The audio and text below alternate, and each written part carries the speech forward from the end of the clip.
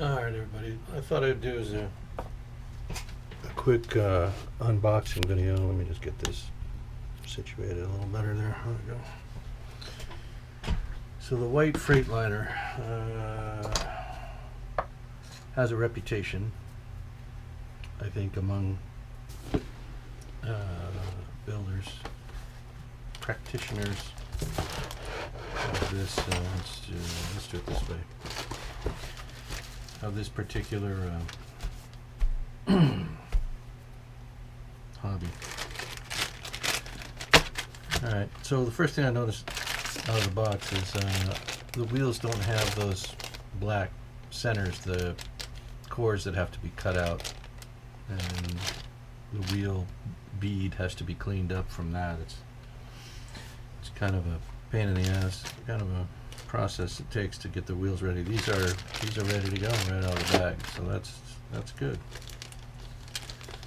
Here we've got the clear parts and some hose, replication of probably the brake line or the pneumatic line. A couple of chrome parts trees.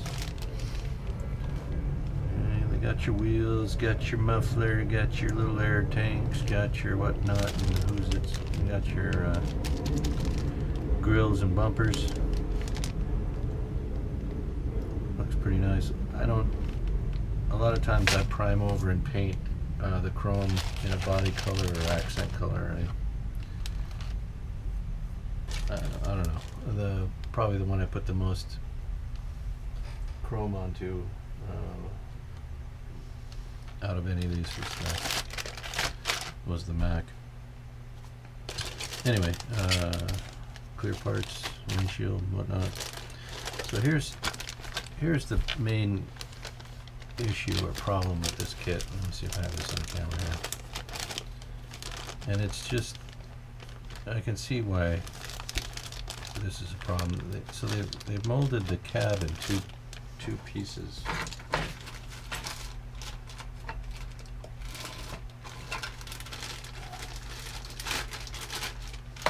And I don't know if that's just as a way of making people hate the brand. Well, I don't know why they would do this.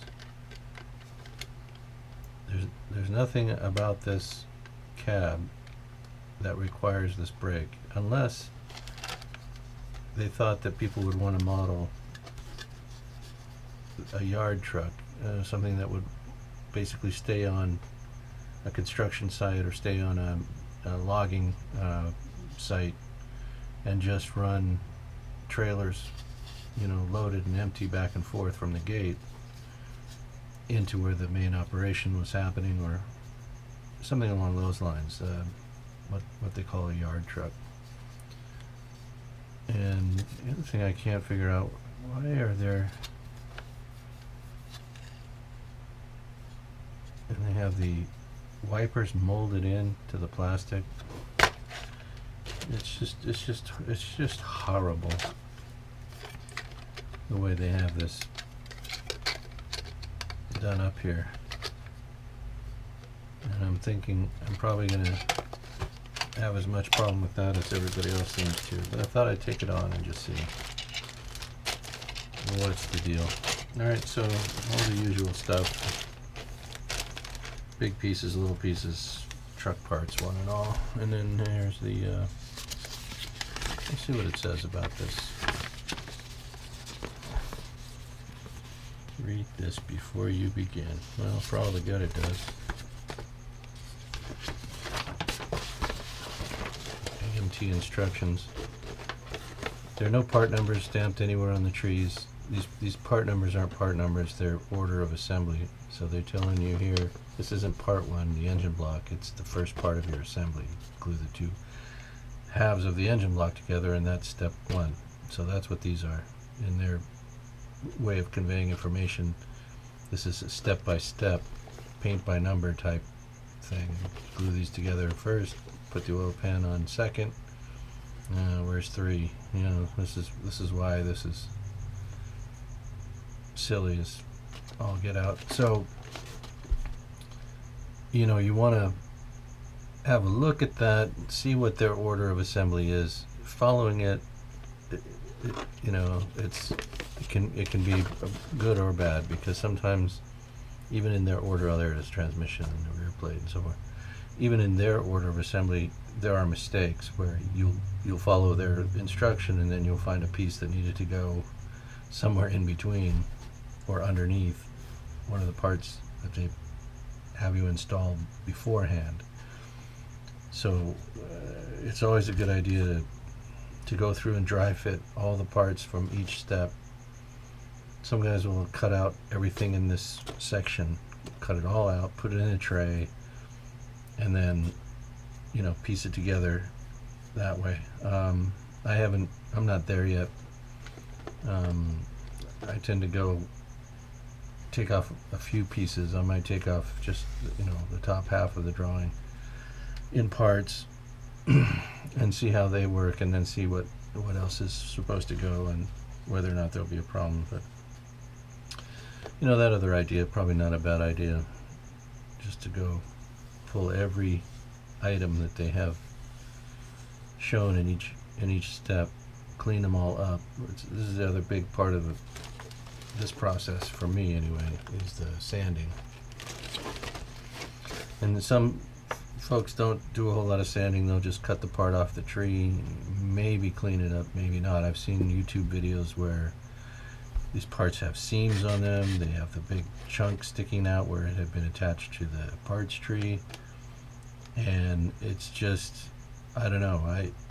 You know, it's like everything else that anybody does, though. You know, if you are in varying stages of care is taken, then varying degrees of quality come out at the end. And you know, I have a certain wheelhouse that I like to be in. You know, it doesn't have to be perfect, it doesn't have to be flawless, it doesn't have to be any of that stuff. It just has to be a decent exercise for me to get to a decent outcome. Anyway, that's probably enough about that. I want to see what's going on with this cab.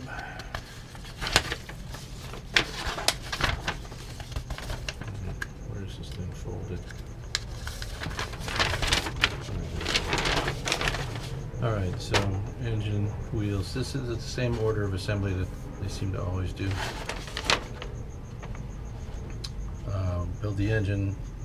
I usually put the wheels off till the very end because I'm spraying so much color and then semi-gloss clear coats. And if you have the wheels on, it gets onto the vinyl, onto the tires, and that's not what you want. So for me, this is always the last step, regardless of what this says. So, but there's the ladder frame. Yeah, here again, they're putting the wheels on in the middle of the assembly. That's not what I do. Then we want to get the engine into the frame, and then we want to get all the exhausts buttoned up. Again, I don't usually do install all the plumbing and pipes until after I get an idea of where the cab is going to sit, and then I know what vertical really is with regard to the back of the cab and all that stuff. So anyway, then we have a cab interior. Always the same number of parts, about a dozen pieces in that. And here's the cab. So there's a back wall, this middle section, and the front end. And I cannot figure out for the life of me why they cut that and did that in two pieces. That is not going to be easy to put together seamlessly. Anybody can stick those two halves together. You can do anything else. But to make it look right, that's the trick. To make it look like it was always one piece. Let's have a look at the something else I hardly ever use with these truck kits, the decals.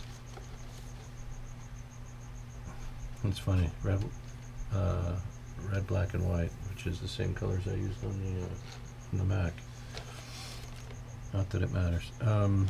So those are the decal. Let's take a look at them, pull them out of the sheet this way. I always put them in here facing yellow paper, and you can't see them. And I know it's probably to protect them from UV light, but in the box I don't know that there's going to be much. So I don't know why they do that instead of putting them in like this, so you can see them right away. And they always put this. All right. Oh, do I have an option for paintable wheels instead of using the chrome? These are the fuel tank ends. We've got some fenders for the drive wheels. Just a half fender, not even a half fender. Yeah, looks like we have a paintable option, so I don't necessarily have to use the chrome. We can leave these off and paint these without having to strip chrome and all that stuff. That's a good thing. I might end up just using the chrome wheels, but it's nice to have these. And plus, if I don't, whatever I don't use can just go in this spares box and be used on something else at some point. Yeah, this is going to be fun. This is going to be a real trick right here. So you see there's stuff interfering with even a dry fit that has to be cleaned off. And there's a couple of mold lines.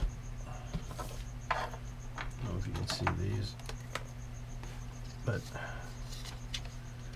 this is a line in the actual molds. So it goes along here and along here, and it comes up here, and that's on both sides, obviously. So this section is in a mold, and this section is in the mold, and where they put the mold together to press this single part, there's this seam line here, and that has to be shaved off. Yep. There isn't one there, and then the back wall will just fit inside of here probably. I guess we'll see it when we get to it. Alright, so that's our unboxing. A lot of parts here, and this is a notorious kit. So I'm kind of curious to see how I'll do with this one. I don't know how this was fit in here. Not sure how it was in the bag. Doesn't matter. Couple of metal axles. I like how they separate these bags now. They didn't used to do that. We have a whole bunch of stuff in here, scratch and everything else. They don't have that anymore. Alright, so this will be the next project. I probably start in a day or two. Hopefully we'll end up with something. I don't know about these colors. My truck, the one I build, won't probably be those colors, but I never know until I get to that stage. I mean, sometimes I know what I want the project to be at the end, but a lot of times all I know is the truck, and then whatever colors it's going to be is like an afterthought. So we'll see. All right, thanks for watching. Have a good day.